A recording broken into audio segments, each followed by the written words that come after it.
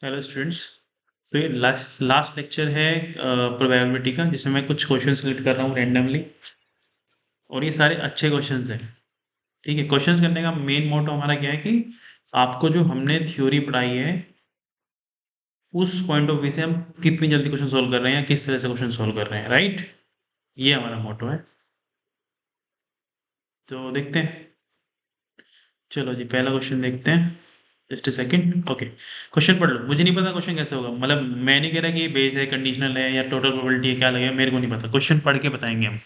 एक बैग है जिसके अंदर 5 रेड है, 5 ब्लैक बॉल है। A ball is drawn at random, its colour is noted. इसका कलर नोट कर लिया इसका, and return to the urn. दोबारा बैग में डाल दी, ठीक है। मान लो रेड हुई, ये तो रेड होगी या ब्लैक होगी, वो नोट करके बैग में डाल दिया। Moreover two additional ball of the colour is drawn, moreover two additional balls of the colour drawn are put in the urn. यानी कि अगर रेड बॉल आई तो, यानी कि अगर रेड बॉल आई तो 2 रेड और डाल दी इसमें। अगर ब्लैक बॉल आई है तो 2 ब्लैक और डाल देंगे, केस बनेंगे, ठीक है। Then a ball is drawn at random, what is the probability that the second ball is red. ठीक है, समझ में आया केस। अब देखो केस समझो। एक ट्री डायग्राम से बनाऊंगा मैं। एक बैग लिया, मान लो रेड बॉल निकली तो ब्लैक बॉल। रेड बॉल निकलने की प्रोबेबिलिटी कितनी होगी भाई? हाफ। ब्लैक बॉल निकलने की प्रोबेबिलिटी कितनी होगी? हाफ। ठीक है, ये यहाँ पे लिखता मैं, ये कंफ्यूजिंग हो जाएगा आपको। Just a second. हाँ ठीक है, हाफ, हाफ, राइट। ओके। अब जब रेड निकली तो आपने क्या किया, 2 रेड और डाल दी उसके अंदर, है ना। बॉल इज रिटर्न, मतलब रेड बॉल आपने दोबारा बैग में डाल दी, मतलब अभी फिर से 10 बॉल हो गई। अगर रेड निकली फिर 10 बॉल हो गई, अब 10 में 2 और डाल दी, 12 हो गई टोटल। मतलब इस केस में क्या होगा, मैं आपको एक बैग और बना देता हूँ जहाँ पे रेड निकली तो अब हो गई 5 2 7 रेड और 5 ब्लैक। ठीक है, ये हो गई। अगर ब्लैक निकली तो 7 ब्लैक हो गई और 5 रेड हो गई। ये वाला केस हो जाएगा। चलो, अब ये वाले सिनेरियो बन गए हमारे। अब फिर देखते हैं आगे बड़ा क्वेश्चन है ना। Then a ball is drawn at, अब एक बॉल ड्रॉ करी है ना, एक बॉल ड्रॉ करी। अगर ये वाला ऊपर वाला केस है तो बॉल ड्रॉ करो, बॉल ड्रॉ करो। तो रेड ड्रॉ होने की प्रोबेबिलिटी कितनी है भाई? अगर रेड ड्रॉ होती है तो उसकी प्रोबेबिलिटी लिख दो। रेड ड्रॉ होने की प्रोबेबिलिटी कितनी है? 7/12। ब्लैक बॉल की प्रोबेबिलिटी 5/12। अब नीचे वाले से अगर रेड ड्रॉ होती है और ब्लैक ड्रॉ होती है तो उसकी प्रोबेबिलिटी कितनी है? 5/12 और 7/12। क्लियर है क्या? आई थिंक यहाँ तक कोई डाउट नहीं होगा। समझ रहे हो? ट्री डायग्राम समझ में आ गया। What is the probability that the second ball is red? ठीक है, सेकंड बॉल क्या होनी चाहिए? रेड होनी चाहिए। तो सेकंड बॉल रेड दो तरीके से हो सकती है ना। जो पहली बॉल रेड निकली, देखो सेकंड बॉल रेड जैसे कि पहली रेड निकली, सेकंड तो रेड होनी होनी है, तो ये भी रेड हो गई। Second, first, second. या पहली ब्लैक निकली लेकिन सेकंड रेड ही चाहिए मुझे, सेकंड तो मुझे रेड ही चाहिए। ये दो केस है ना, तो इन दोनों को ऐड कर देंगे हम। क्लियर? अब देखो, तो क्या आया भाई? हाफ। पहली रेड निकली, हाफ। फिर दूसरी भी रेड निकली, इस चीज की प्रोबेबिलिटी कितनी है? 7/12 प्लस दूसरा केस, पहली ब्लैक निकली, दूसरी रेड निकली, इस बात की प्रोबेबिलिटी क्या है? 5/12। यही आंसर है। क्लियर है? बहुत ही सिंपल तरीके से क्वेश्चन सॉल्व हो गया, राइट। आई थिंक कोई डाउट किसी को नहीं होगा। नेक्स्ट क्वेश्चन पे चलते हैं, अगर है तो कमेंट करो। ठीक है, नेक्स्ट क्वेश्चन। अब मुझे ये भी नहीं पता कि कंडीशन प्रोबेबिलिटी का है, बेस थ्योरम का है, टोटल प्रोबेबिलिटी का है, किसका मुझे नहीं पता, एट रैंडम।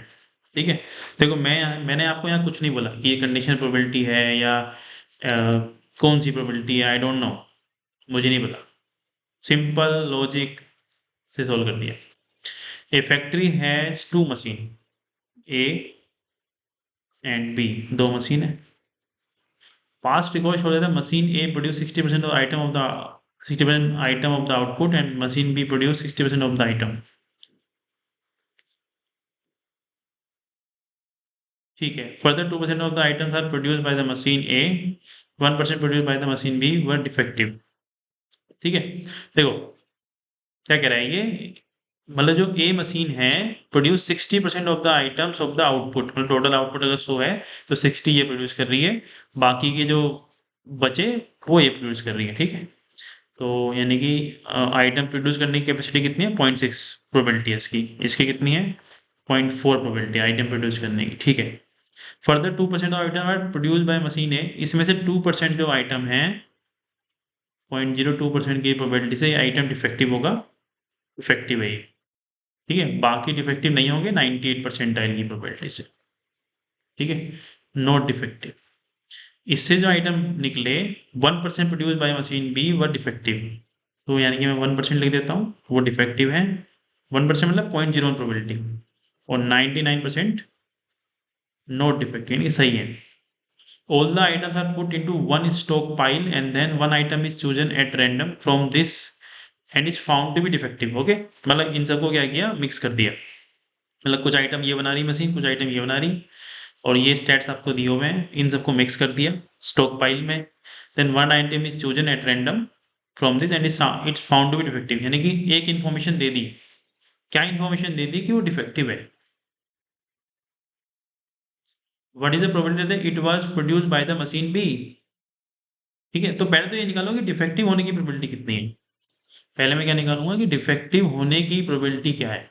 अब आइटम अगर डिफेक्टिव है तो वो दो केस हैं, या तो वो मशीन ए ने बनाया है, मशीन बी ने बनाया. अगर सपोज करो मशीन ए ने बनाया, ठीक है, तो मशीन ए बनाएगी 0.6 प्रोबेबिलिटी से प्रोडक्शन करेगी, और अगर वो डिफेक्टिव है तो 0.02 भी करेगी वो. ठीक है. उसका 2%, यानी कि इतने डिफेक्टिव आइटम बनाएगी. क्लियर है. अगर वो मशीन बी से आया तो 0.4 का आउटपुट है उसका, और वो अगर डिफेक्टिव है तो 0.01 का ये है. तो डिफेक्टिव होने के चांसेस, तो ये प्रोबेबिलिटी, डिफेक्टिव होने की प्रोबेबिलिटी कितनी आ गई, 0.6 0.02 प्लस 0.4 इंटू 0.01. क्लियर है क्या. ये टोटल प्रोबेबिलिटी है. ठीक है ना. ये टोटल प्रोबेबिलिटी है. इसको फॉर्मूले में भी लिख सकते हो आप, मतलब आप ऐसे कर सकते हो कि डिफेक्टिव होने की प्रोबेबिलिटी आपको निकालनी है, तो आइटम डिफेक्टिव है. पहले तो ये हो गया कि ए मशीन ने बनाया, और ए मशीन से आइटम डिफेक्टिव है ये, प्लस पी बी लिखोगे आप, बी मशीन ने बनाया और आपको गिवन है कि आइटम डिफेक्टिव है तो बी से आया है, तो ये डिफेक्टिव होने की प्रोबेबिलिटी आ गई, दैट इज टोटल प्रोबेबिलिटी. अब मैंने आपको बोला था थ्योरी में कि ये दोनों प्रोबेबिलिटी आ गई. अब आपको कौन सी फेवर कर रही है, क्योंकि वो वही पूछ रहा है what is the probability it was produced by the machine B. तो मशीन बी को फेवर कराना है तो उसको ऊपर रख देंगे, Bayes theorem, right. Machine B यानी कि 0.4.01 डिवाइडेड बाय पीडी. पीडी आप कैलकुलेट कर लेना, पीडी यही है, दैट इज योर पीडी. तो यही आपका आंसर है. क्लियर. यही आपका आंसर है. कोई डाउट है तो पूछ लो. सिंपल है. देखो एकदम ट्री डायग्राम बनाओ, क्वेश्चन को सोल्व करते रहो, होता चला जाएगा, कुछ नहीं करना है. नेक्स्ट क्वेश्चन में देखते हैं. अब ये क्वेश्चन भी मुझे नहीं पता कि कंडीशन प्रोबेबिलिटी का है, बेस का है, I don't know. Two groups are competing for the position on the board of director, है ना. दो ग्रुप हैं, ए ग्रुप बी ग्रुप. ये डायरेक्टर की पोजीशन के लिए compete कर रहे हैं. The probability the first and the second groups will win. First के विन करने की प्रोबेबिलिटी कितनी है, 0.6, और इसकी कितने की है, 0.4. For the first group win, अभी ये जीतता है. ठीक है. देखो इसकी ये विन करने की प्रोबेबिलिटी है, एक मिनट को जरा मैं इसका ऐसे लिख देता हूँ, win loose, win loose, right. तो इसके विन करने की प्रोबेबिलिटी कितनी, 0.6, तो हारने कितनी होगी, 0.4 होगी. इसके विन करने की प्रोबेबिलिटी कितनी है, 0.4, तो हारने कितनी होगी, 0.6. क्लियर है. Okay. Further if the first group wins, the probability of introducing a new product is 0.7. अगर पहला ग्रुप जीतता है तो वो 0.7 की प्रोबेबिलिटी से एक नया प्रोडक्ट लॉन्च कर देंगे, ठीक है। And the corresponding probability is 0.3 if the first group win and the probability of introducing a new product is 0.7 and the corresponding probability is 0.3 if the second group is win, ठीक है। इसकी probability कितनी है? 0.3 अगर इस ये वाला group जीतता है। Find the probability the new product introduce by the second group. देखो दो चीज इन्फॉर्मेशन दी है इसने यहाँ पे। पहला क्या दिया है? Find the new product introduce, यानी कि प्रोडक्ट इंट्रोड्यूस हो चुका है, यानी कि ये इवेंट हो गई, ये इवेंट हो गई, राइट। तो पहले यही निकालो कि इसकी प्रोबेबिलिटी क्या है, न्यू प्रोडक्ट इंट्रोड्यूस होने की प्रोबेबिलिटी क्या है, न्यू प्रोडक्ट इंट्रोड्यूस होने की प्रोबेबिलिटी क्या है। या तो वो ए ग्रुप करे या बी ग्रुप करे, मुझे उससे मतलब नहीं, हो जाना चाहिए मेरे लिए। तो अगर ए ग्रुप करेगा तो उसको जीतना पड़ेगा, जीत गया मान ले वो, और प्रोडक्ट बनाएगा फिर वो 0.7 प्रोबेबिलिटी से। अगर वो बी ग्रुप कर रहा है तो उसको भी जीतना पड़ेगा, तो वो 0.4 प्रोबेबिलिटी से जीतेगा, और वो प्रोडक्ट बनाएगा 0.3 प्रोबेबिलिटी से। तो ये न्यू प्रोडक्ट बन गया। अब इसमें से मुझे कौन सा फेवर कर रहा है? ये ए ग्रुप है, ये बी ग्रुप है, बाय द सेकंड ग्रुप, है ना, वो सेकंड ग्रुप से बने। तो कंडीशनल प्रोबेबिलिटी क्या होगी भाई आपकी, इस सेकंड ग्रुप बनाए और न्यू प्रोडक्ट लॉन्च हो जाए, है ना। तो इसका आंसर कितना होगा? 0.4 इंटू 0.3, ये बेस थ्योरम का क्वेश्चन है। 0.6 0.7 प्लस 0.4 इंटू 0.3, इसको सोल्व कर लेना, यही आंसर है। क्लियर है? सिंपल है बेस थ्योरम। तो आपको दो चीज ढूंढनी है, कौन सी इवेंट हो गई, फिर वो आगे कुछ क्वेश्चन पूछ रहा है या नहीं पूछ रहा, फिर उसको देखेंगे। नहीं पूछ रहा तो ठीक है, वहीं स्टॉप कर देंगे टोटल प्रोबेबिलिटी। अगर वो कुछ पूछ रहा है तो बेस थ्योरम आएगी। Simple. Next question. A manufacture has 3 machines, उसके बाद 3 machine A B C. The first operator A producer, 3 machine operator है, ओके, 3% है A B C. The first operator A produce 1% defective item, इसकी ये defective item बनाता है 1%। तो सही कितने बनाएगा ये? 99%। इसकी एक्यूरेसी अच्छी है, यानी कि नॉट डिफेक्टिव। अगले की भी दे रखी होगी ना, वे the other two operator B and C produce 5% and 7%, ये इनकी एफिशिएंसी थोड़ी कम है, तो ये डिफेक्टिव बना रहे हैं 7%, सही बनाएगा 93%, ठीक है। ये defective, not defective, defective, not defective, ये बन गया। ओके, बन गया ट्री डायग्राम। आगे बढ़ो। A is on the job for 50% of the time, मतलब 50% टाइम करते हैं। B was on job 30% of time, C is on job 20%, मतलब जो ये टाइम स्पेंड कर रहे हैं वो 50% करते हैं, ठीक है। तो defective item is produced, defective item कितना है, जो टाइम ये लगा रहे हैं ये 50% लगा रहा है, यानी कि 1/2। ये जो टाइम लगा रहा है 30%, यानी कि 0.3%, 0.3 प्रोबेबिलिटी। ये जो टाइम लगा रहा है ये 0.2 लगा रहा है, या मैं इसको 0.5 भी लिख सकता हूँ, ठीक है। ए डिफेक्टिव आइटम इज प्रोड्यूस, फिर वही कंडीशन दे दी कि डिफेक्टिव आइटम प्रोड्यूस हो चुका है। अब वो ए ने किया, बी ने किया, सी ने, इससे कोई मतलब नहीं है, हमें तो प्रोड्यूस हो गया है, ठीक है। चलो, तो अगर डिफेक्टिव आइटम प्रोड्यूस हुआ है तो ए ने करा है, तो उसके चांसेस कितने हैं? 0.01%। तो उसके लिए वो कितनी देर काम करता है? हाफ, 0.5 टाइम्स है। अच्छा, अगर वो बी ने किया है उसके लिए वो कितना काम करता है? 0.3। अगर वो सी ने किया है तो 0.07, उसके लिए वो कितना काम करता है? 0.2। ये 3 इवेंट हो गए, ए बी सी। ये तो ये इवेंट है कि डिफेक्टिव आइटम आ जाना चाहिए। इसमें से आपको फेवर कौन सा कर रहा है? उसने क्या बोला है? उसने बोला है, एक सेकेंड, ये वाला ए, प्रोड्यूस बाय ए। तो बस कुछ नहीं करना, इसको ऊपर ले लेंगे, प्रोड्यूस बाय ए, ठीक है। तो ए कौन सा है? 0.01 इंटू हाफ, ये आपको फेवर कर रहा है, और बाकी पीडी, पीडी को आप कैलकुलेट कर लेना। यही बेस थ्योरम से सॉल्यूशन है, आंसर। क्लियर? आंसर आ गया। अच्छा, कुछ बच्चे अब ये कहेंगे, जो मुझे लग रहा है कि मैं इनको सोल्व तो शॉर्टकट तरीके से करा रहा हूँ, लेकिन ऐसे मार्क्स नहीं मिलेंगे बोर्ड में। सही कह रहे हो, नहीं मिलेंगे, बिल्कुल नहीं मिलेंगे, मैं खुद कह रहा हूँ। तो प्रॉपर तरीके से ये आपको लिख के आना है ना? जैसे मैंने यहाँ पे पीडी लिख दिया, अब आपको पता है कि प्रोड्यूस्ड बाय ए, है ना? यानी कि प्रोड्यूस्ड बाय ए यानी कि ए ऊपर आना चाहिए, डिफेक्टिव आइटम है तो ये नीचे आना चाहिए, डिफेक्टिव आइटम। इस चीज़ की प्रोबेबिलिटी पूछ रहा है वो आपसे। यहाँ पे आप लिख लोगे यार, ये सब तो लिख ही लोगे ना, कि यहाँ पे ये है, तुम ऐसे लिखोगे कि डिफेक्टिव आइटम मिला और वो ए ने बनाया था, ठीक है? डिफेक्टिव आइटम मिला और वो ए ने बनाया था, ठीक है? इस तरह से लिखो। क्लियर है? यही करना है आपको, तो ये तो लिखना पड़ेगा भाई, वरना फिर मैं इसके लिए आपको सिखा दूंगा अगली बार। अभी तो मैं क्वेश्चन, प्लीज आप इससे अपना आंसर तो मैच कर लोगे कि मैं सही जा रहा हूँ कि नहीं जा रहा। ये मैं सिखाना चाह रहा हूँ, वो तो आपको स्कूल वाले टीचर भी बता देगा कि यार ऐसे लिखो ऐसे लिखो, इतना तो नॉलेज आपको होनी चाहिए। देखो इसको भी प्रॉपर तरीके से लिख के आओगे ना, मार्क्स इसमें भी मिलेंगे, ऐसा नहीं कि वो काट ही देगा, पूरा नहीं काट सकता कोई भी। प्रॉपर तरीके से लिख के आओगे तो इसमें ही मार्क्स मिल जाएंगे। Assume that the chances of patient having a heart attack, okay, ये क्वेश्चन भी देखते हैं। Assume that the chances of patient having heart attack is 40%, मतलब कोई भी रैंडमली इंडिया में पर्सन है तो उसको 40% चांस है कि उसको हार्ट अटैक हो जाएगा, ठीक है? 40% चांस, यानी कि 0.4 प्रोबेबिलिटी है कि उसको हार्ट अटैक आएगा।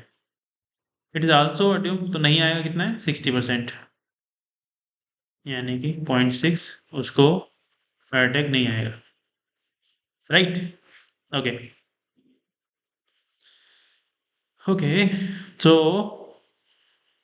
it is also assumed that the meditation and yoga courses reduce the risk of heart attack by the 30% and the prescription of certain drug reduce the disease chance by 20%। अच्छा, ये देखा गया है कि अगर वो आदमी योगा कर रहा है, जैसे ये पर्सन है, तो इतने परसेंट चांसेस है, मान लो उसने योगा करा, ठीक है? या फिर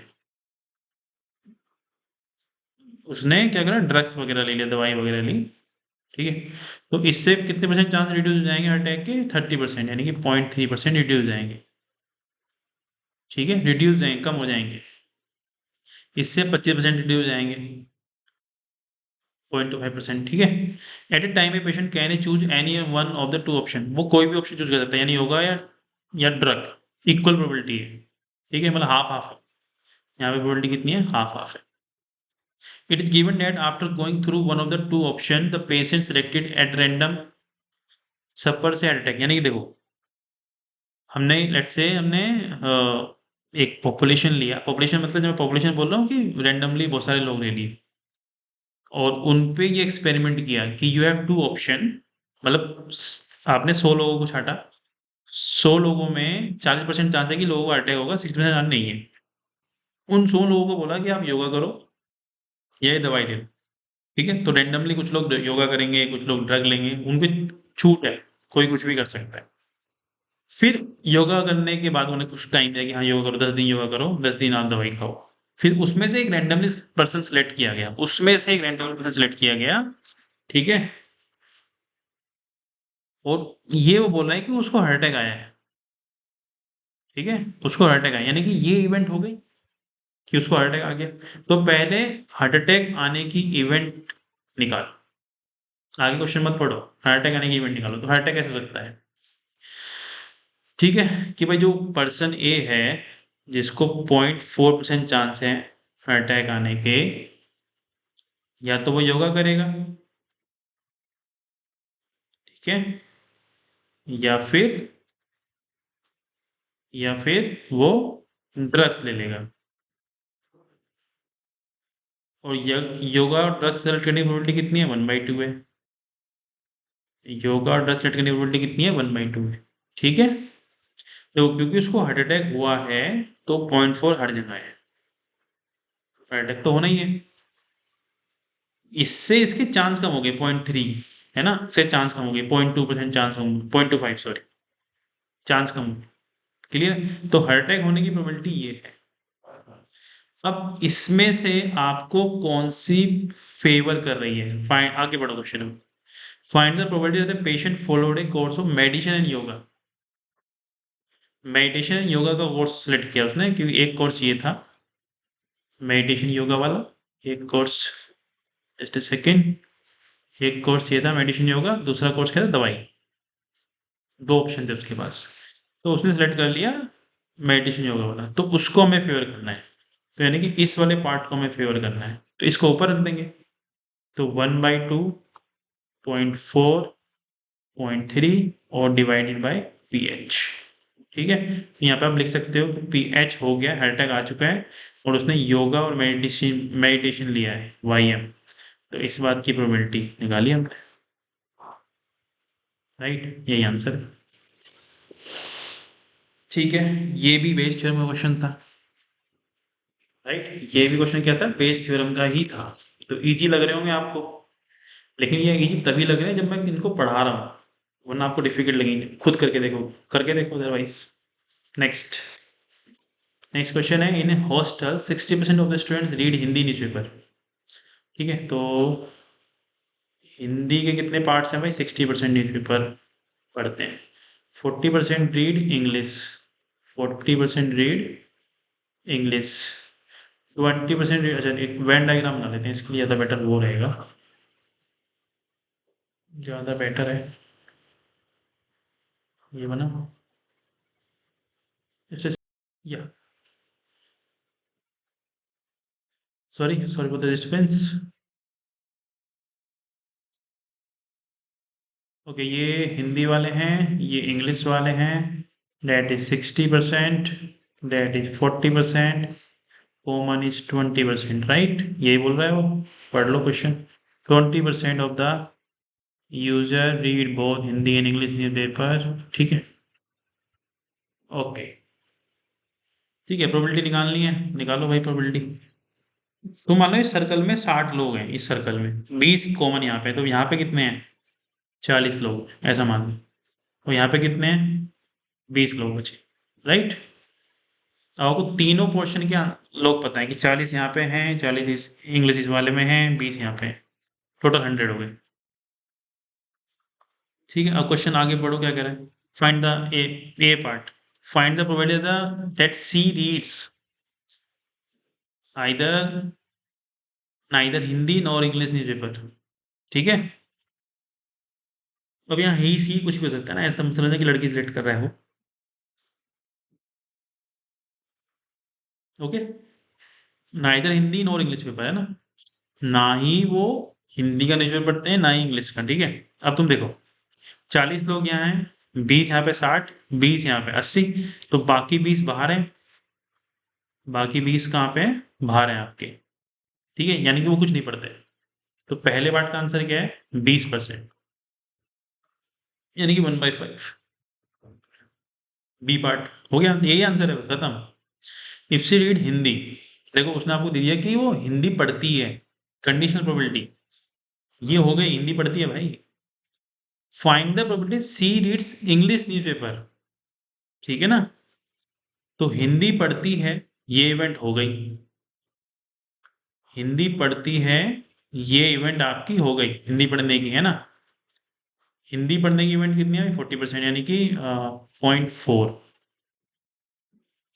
आपको प्रोबेबिलिटी निकालनी है, find the probability C reads English newspaper, English का न्यूज़पेपर पढ़ती है, और गिवन डेट वो हिंदी पढ़ती है ना। तो कैसे निकालेंगे भाई, वही PENH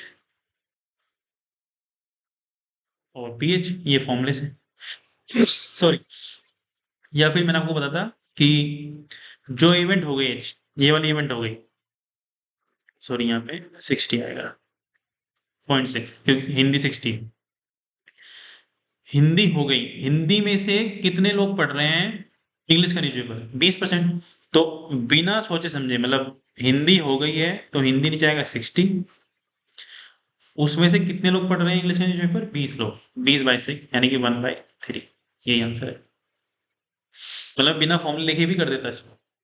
मैंने बोला था आपको कंडीशन प्रोबेबिलिटी में क्या होगा, जो इवेंट हो गई है उसको एक सैंपल सेट मान लो, टोटल मान लो, टोटल 60 है, इसमें से कितने पढ़ रहे हैं, 20 पढ़ रहे हैं, answer. Last part, C part क्या कह रहा है भाई, if C read English newspaper, अब इंग्लिश पढ़ हो चुकी है ना, इंग्लिश वाली इवेंट हो गई। Find the probability C reads Hindi newspaper, same ही बात है, टोटल कितने हैं भाई यहाँ पे, ये सी पार्ट 40, इंग्लिश वाली इवेंट हो गई 40, इसमें से कितने हिंदी पढ़ रहे हैं, 20 ही पढ़ रहे हैं भाई अभी भी, इसमें से भी 20 ही पढ़ रहे हैं, तो यहाँ आ गई 1/2, यानी कि 50%। ये राइट हो गया क्वेश्चन, सिंपल था बहुत ही। तो ये एक कंडीशन प्रोबेबिलिटी के साथ भी था और नहीं भी, कुछ पार्ट ऐसे थे, सॉरी, दो नॉर्मल थे। Okay, next part. The next part is if two balls are draw random with replacement from a box, with replacement है ना, मतलब उठाया दोबारा वापस कर दिया, फ्रॉम बॉक्स कंटेनिंग 10 ब्लैक और 8 रेड। एक बॉक्स है, 10 ब्लैक है, उसमें 8 रेड बॉल्स हैं। Find the two balls, two ball निकालिए ना, बॉल्स आर रेड है ना।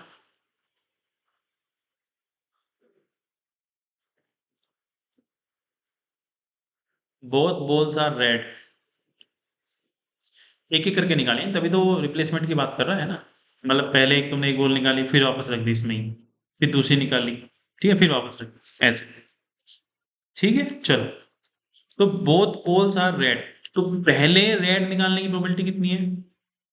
पहला केस देखो इसका, ये सॉरी, ये लिखा हुआ है ना, ये लिखो। पहला केस क्या है इसका?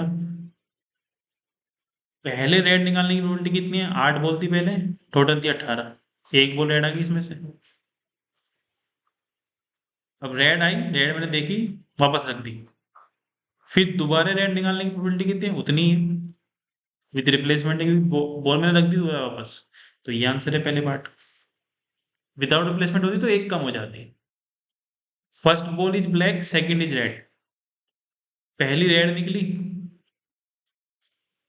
ठीक है, फिर वापस रख दी, रिप्लेसमेंट है ना, फिर वापस कर दी मैंने। अब ब्लैक निकली, तो ब्लैक कितनी है? 10 है, टोटल 18। यानी कि यहाँ पे ये विद रिप्लेसमेंट से क्या हो रहा है कि नीचे का जो बेस है वो सेम रह रहा है हमेशा, third part. One of them is black and other is red. देखो, इस क्वेश्चन में इस क्वेश्चन में अंतर क्या है? इस क्वेश्चन में इस क्वेश्चन में अंतर क्या है कि, अंतर समझो। देखो, ऐसा भी हो सकता था, यहाँ पे उसने फर्स्ट बोला, फर्स्ट बॉल इज रेड, ये black, first ball is black, यहाँ पे फर्स्ट सेकंड कुछ नहीं बोला। तो ऐसे तो होता है ना कि पहले ब्लैक निकल जाए फिर रेड निकल जाए, और ऐसे हो सकता है कि पहले रेड निकल जाए या ब्लैक निकल, तो थर्ड पार्ट में वो ये कह रहा है। क्लियर है? तो पहले ब्लैक निकलेगी, इसकी प्रोबेबिलिटी कितनी है? 10/18। ब्लैक निकली, उठाई, वापस रख दी, फिर 8/18। या फिर पहले रेड निकल गई होगी, है ना, पहले रेड निकल गई होगी और फिर 18, रेड निकालेंगे 18 है ना, और फिर ब्लैक निकलेगी, वो है 10/18, मतलब उल्टा हो जाएगा बस। ये आंसर है। क्लियर? अच्छा, यहाँ पे शायद मैंने ऑर्डर, ये ये रेड है, ये ब्लैक है, तो पहले ये निकाली मैंने, ध्यान रखना, और सेकंड पे ये निकाली है मैंने, मल्टीप्लाई उल्टी कर दी। ठीक है, यहाँ पे फर्स्ट बॉल इज ब्लैक, तो ब्लैक ये वाली थी 10/18, फिर मैंने ये निकाली। ठीक है, तो क्वेश्चन को ध्यान से पढ़ना, ऐसी गलती मत करना जैसे मुझसे हो गई है ना। मतलब गलती नहीं हुई, आंसर सभी भी ठीक है, क्योंकि यहाँ पे उसने बोल रखा था कि एक रेड निकालो एक ब्लैक निकालो, और उसने पहले में ब्लैक बोला था, तो इसको पहले नंबर पे ही लिखना, आप मतलब आपको मल्टीप्लाई करके ये लिखना है एक्चुअली, ये मत लिखना। टीचर को जितना कंफ्यूज कम करोगे उतना अच्छा है।